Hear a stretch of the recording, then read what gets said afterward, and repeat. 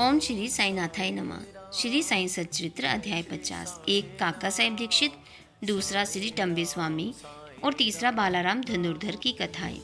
मूल सच्चरित्र के अध्याय 43 और 44 को हमने एक साथ सम्मिलित कर लिखा है, क्योंकि इन दोनों अध्यायों का विषय प्रायः एक सा ही है।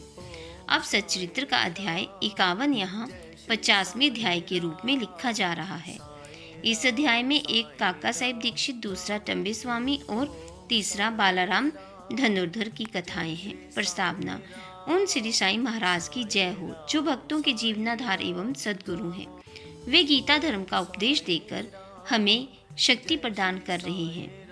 हे साईं, कृपा दृष्टि से देखकर हमें आशीष दो।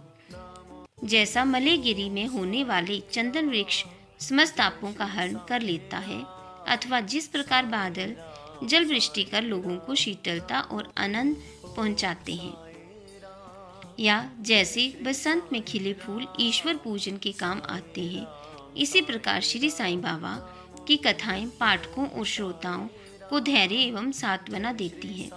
जो कथा कहते या श्रवण करते हैं, वे दोनों ही धन्य हैं, क्योंकि उनके कहने से मुख तथा श्रवण से कान दोनों पवित्र हो जाते हैं। ये तो सर्वमान्य है कि चाहे हम सैकड़ों प्रकार की साधनाएं क्यों न कर लें, जब तक सद्गुरु की कृपा नहीं होती तब तक हमें अपने आध्यात्मिक ध्येय की प्राप्ति नहीं हो सकती।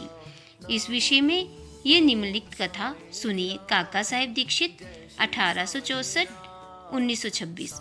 श्री हरि सीताराम उपनाम काका साहेब दीक्षित सन 1864 में वड़न नगर के नागर ब्राह्मण कुल में खंडवा में पैदा हुए थे।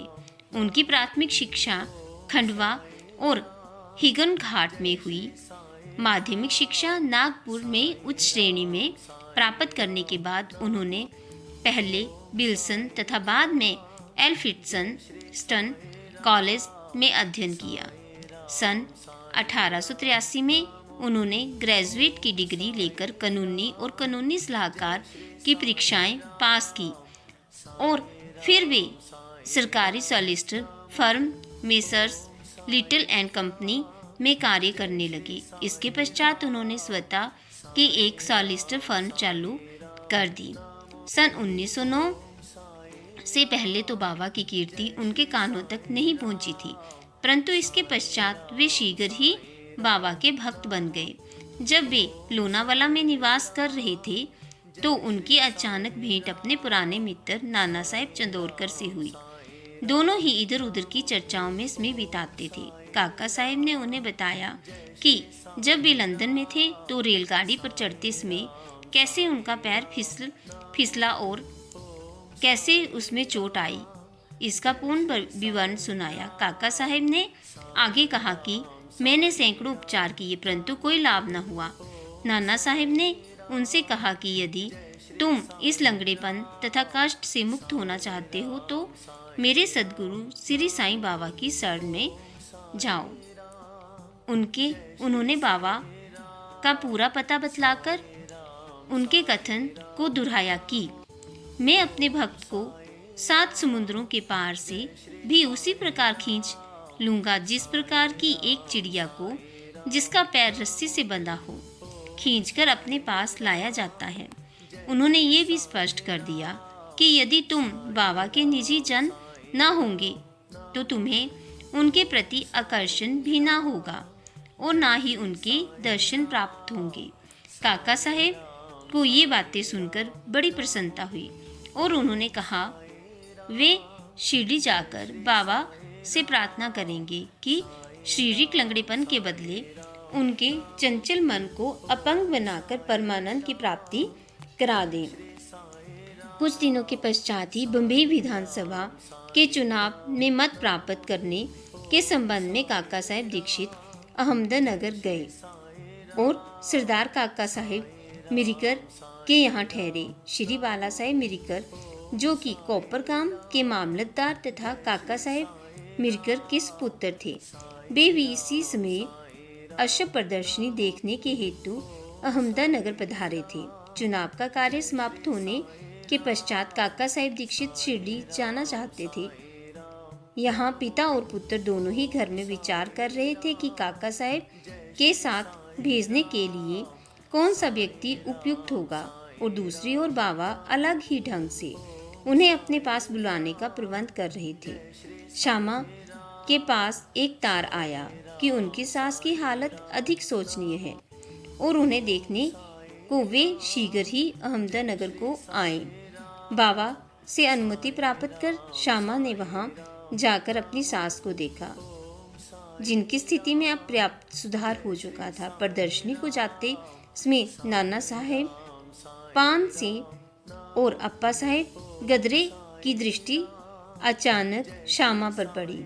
उन्होंने श्यामा से मिरीकर के घर जाकर काका साहेब दीक्षित से भेंट करने तथा उन्हें अपने साथ शिरडी ले जाने को कहा।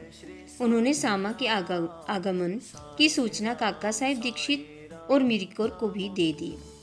संध्या समय श्यामा मिरीकर के घर आए। मिरीकर ने श्यामा का काका साहेब दीक्षित से परिचय कराया और फिर ऐसा निश्चय हुआ कि काका साहेब दीक्षित उनके साथ रात्रि 10 बजे वाली गाड़ी से कोपरगाम को रवाना हो जाएं। इस निश्चय के बाद एक विचित्र घटना घटी। बाला साहेब मिरीकर ने बाबा के एक बड़े चित्र से पर्दा हटाकर काका साहेब दीक्षित को उनके दर्शन कराए, तो ये देखकर आश्चर्य हुआ कि जिनके दर्शनार्थ मैं शिरडी जाने वाला हूँ, वे ही इस चित्र के रूप में मेरे स्वागत हेतु यहाँ विराजमान है। तब अत्यंत द्रवित होकर वे बाबा की वंदना करने लगे। ये चित्र मेघा का था और कांच लगाने के लिए मिरीकर के पास आया था। दूसरा कांच लगवाकर उसे काका साहेब दीक्षित और श्यामा के हाथ वापिस शिरडी भेजने का प्रबंध किया गया। 10 बजे से पहले ही स्टेशन पर पहुंचकर उन्होंने द्वितीय श्रेणी का टिकट ले लिया। जब गाड़ी स्टेशन पर आई तो द्वितीय श्रेणी का डिब्बा खचाखच भरा हुआ था। उसमें बैठने को तिल मात्र भी स्थान न था। भाग्यवश गार्ड साहब काका साहब दीक्षित की पहचान के निकल आए और उन्होंने इन दोनों को प्रथम श्रेणी के डिब्बे में बैठा दिया। इस प्रकार सुविधा पूर्वक यात्रा करते हुए वे कोपरगाम स्टेशन पर उतरे। स्टेशन पर ही शिरडी को जाने वाले नाना साहेब चंदोरकर को देखकर उनके हर्ष का पारावार न रहा। शिरडी पहुंचकर उन्होंने मस्जिद में जाकर बाबा के दर्शन किए। तब बाबा कहने लगे कि मैं बड़ी देर से तुम्हारी प्रतीक्षा कर रहा था। श्यामा को मैंने ही तुम्हें लाने के लिए भेज दिया था। इसके पश्चात काका साहब ने अनेक वर्ष बाबा की संगति में व्यतीत किए। उन्होंने शिरडी में एक बाड़ा दीक्षित बाड़ा बनवाया, जो उनका प्राय स्थायी घर हो गया। उन्हें बाबा से जो अनुभव प्राप्त हुए वे अब स्थानाभाव के कारण यहाँ नहीं दिए जा रहे हैं। पाठकों से प्रार्थना है कि वे श्री साईं लीला पत्रिका के विशेषांक काका साहेब दीक्षित भाग 12 के अंक 6 और 9 तक देखें। उनके केवल 2 अनुभव लिखकर हम ये कथा समाप्त करेंगे। बाबा ने उन्हें आश्वासन दिया था कि अंत में आने पर बाबा उन्हें विमान में ले जाएंगे, जो सत्य निकला। तारीख 5 जुलाई सन 1926 को वे हिमाड़पंत के साथ रेल यात्रा से जा रहे थे। दोनों में साईं बाबा के विषय में बातें हो रही थी।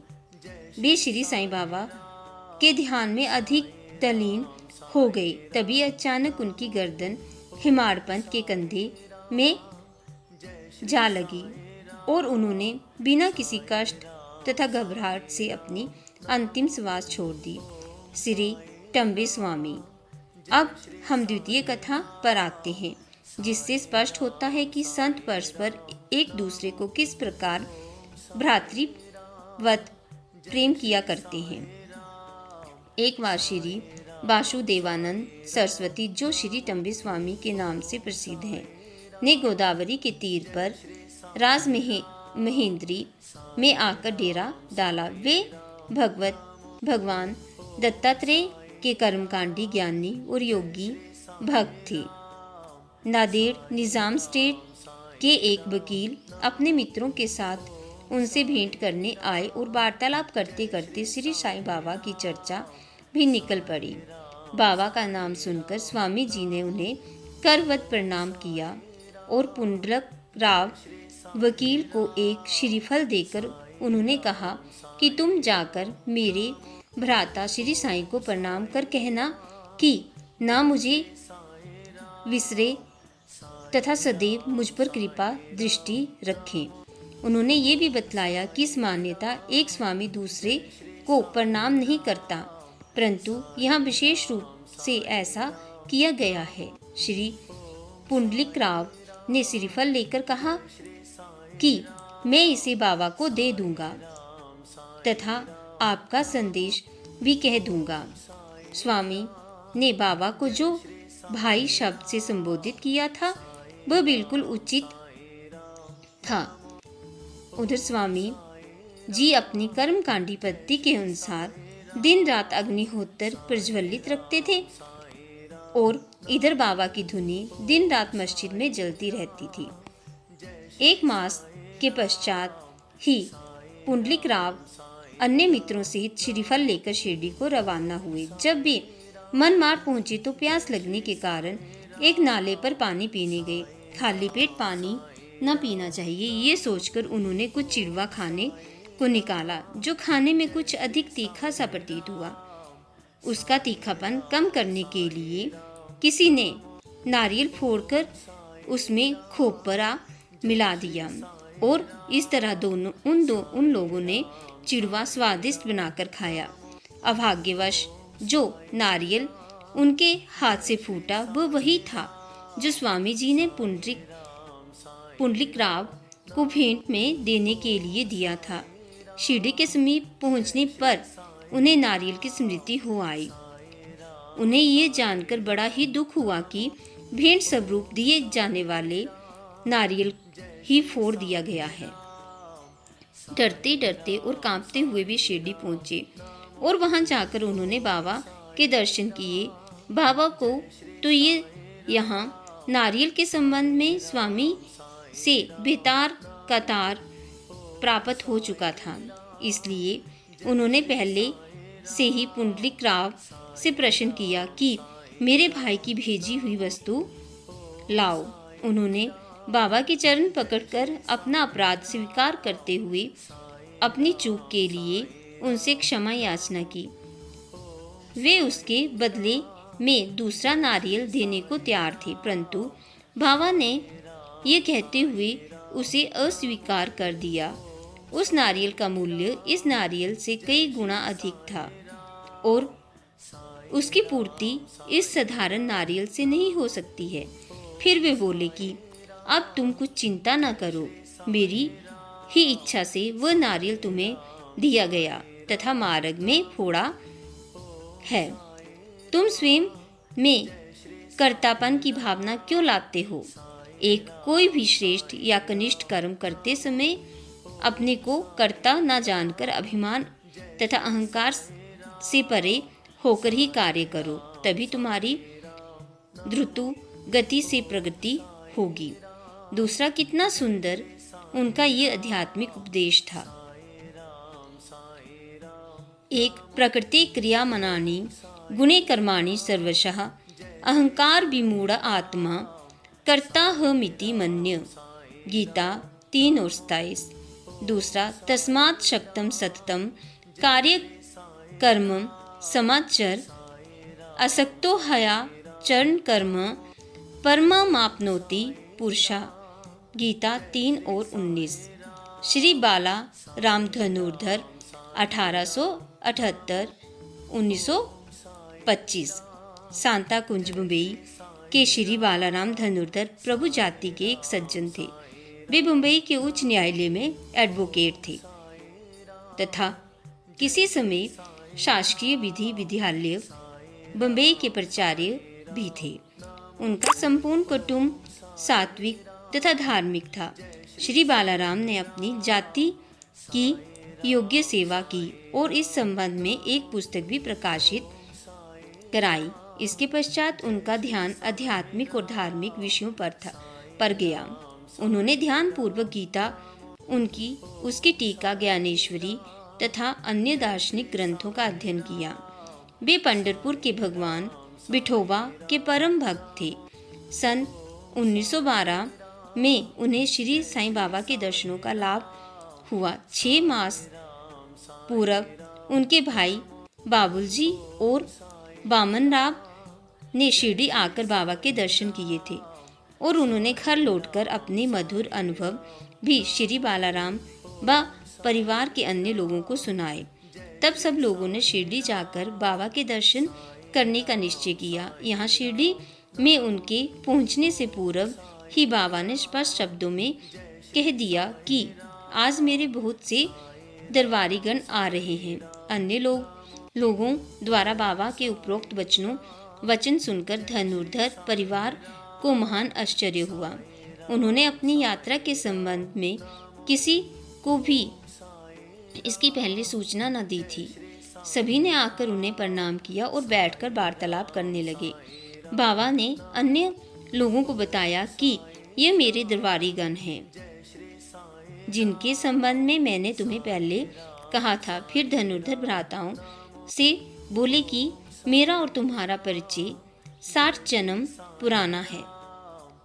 सभी नम्र और सभ्य थे, इसलिए वे हाथ जोड़े हुए बैठे बैठे बाबा की ओर निहारते रहे।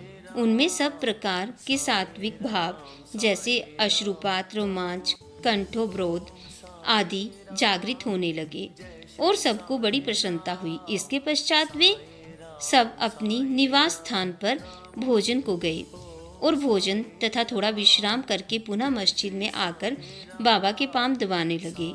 इस समय बाबा चिलम पी रहे थे। उन्होंने बालाराम को भी चिलम देकर एक फूंक लगाने का आग्रह किया। यद्यपि अभी तक उन्होंने कभी धूम्रपान नहीं किया था, फिर भी चिलम हाथ में लेकर बड़ी कठिनाई से उन्होंने एक फूंक लगाई और आदरपूर्वक बाबा को लौटा दी। बालाराम के लिए तो ये अनमोल घड़ी थी। वे 6 वर्षों से श्वास रोग से पीड़ित थे, पर चिलम पीते ही वे रोग मुक्त हो गए। उन्होंने फिर कभी ये कष्ट न हुआ। 6 वर्षों के पश्चात उन्हें एक दिन पुनः श्वास रोग का दौरा आया। वही महापुण्यशाली दिन था जबकि बाबा ने महासमाधि ली। वे गुरुवार के दिन शिरडी आए थे। भाग्यवश उसी रात्रि को उन्हें चाबड़ी उत्सव देखने का अवसर मिल गया। आरती के समय बालाराम को चाबड़ी में बाबा का मुखमंडल भगवान पांडुरंग सरीखा दिखाई पड़ा। दूसरे दिन काकड़ आरती के समय उन्हें बाबा के मुखमंडल की प्रभा अपने परम इष्ट भगवान पांडुरंग के सदृश ही पुनः दिखाई दी।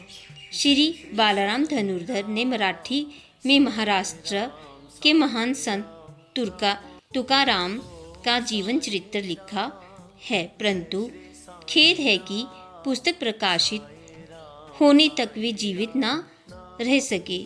उनके बंधुओं ने इस पुस्तक को सन 1928 में प्रकाशित कराया। इस पुस्तक के प्रारंभ में पृष्ठ 6 पर उनकी जीवनी से संबंधित एक परिक्षेपक में उनकी शिरडी यात्रा का पूरा वर्णन है। श्री सद्गुरु साईनाथ अर्पणम अस्तु। शुभम भक्त।